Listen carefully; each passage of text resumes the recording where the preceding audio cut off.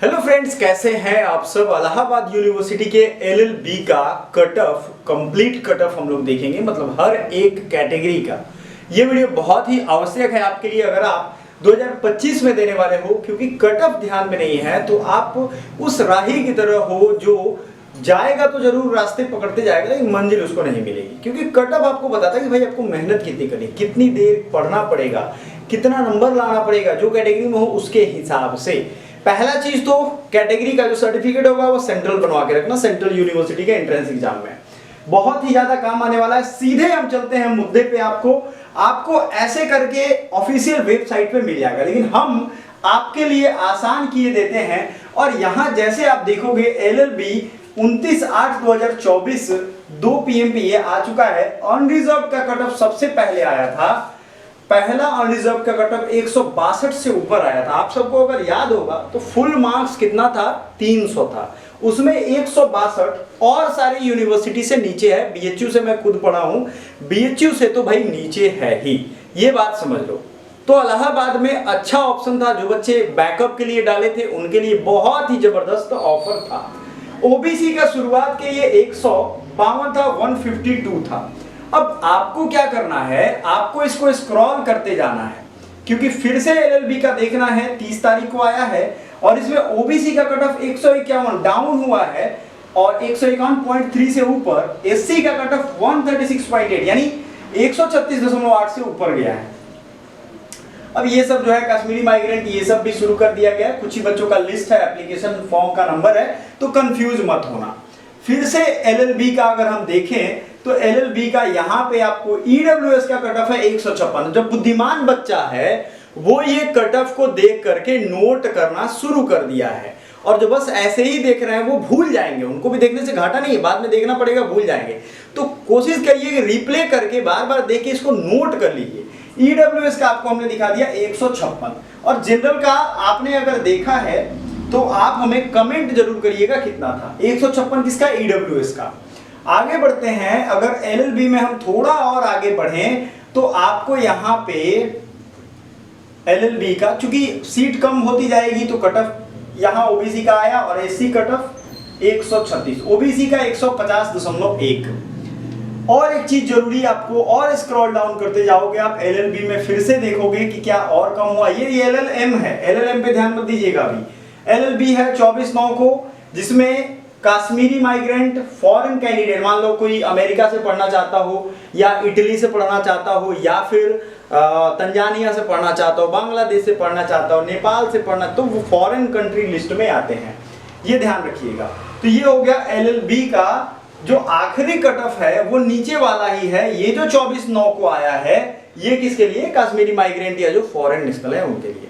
तो मतलब आपको समझ में आ गया होगा अभी तक जो मैं कहना चाह रहा था कि एलएलबी का कट ऑफ अगर आपको देखना है तो आपको कहां देखना होगा। सबसे पहले 80 नंबर कॉलम में आओगे, जिसमें अनरिजर्व का 162 है कट ऑफ, और ओबीसी का शुरुआत के लिए 152 है, जो कि घट के पहुंच गया है 150 तक।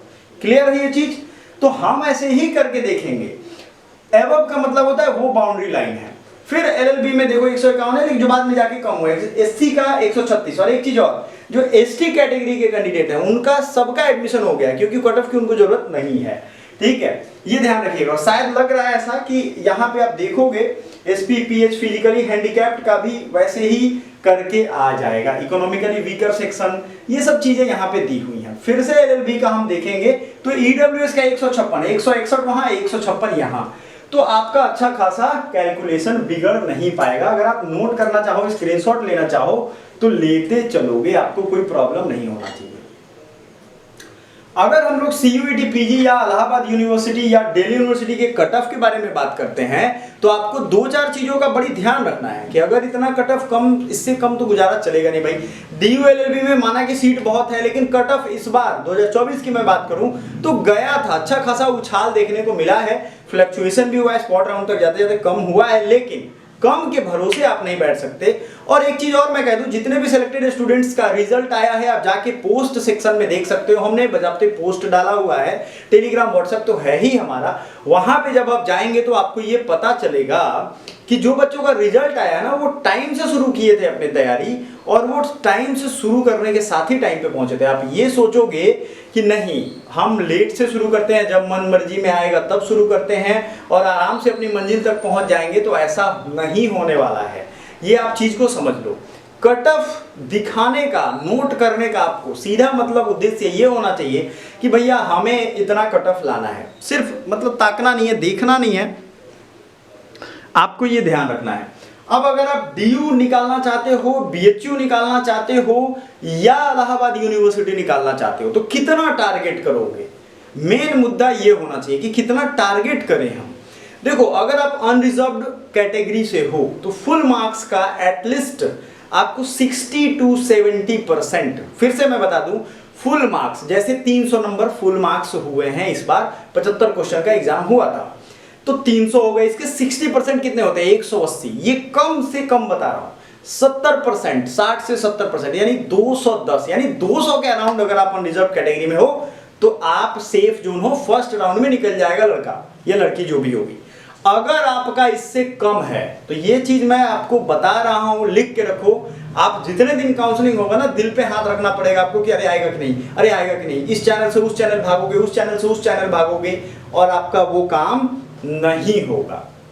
तो ये आपको अभी से लेकर के चलना है और टाइम से तैयारी शुरू करो। और हमने अभी जो ऑफर दिया है ना, उस पे आपको 55% ऑफ मिल रहा है कोर्सेज पे। कितना?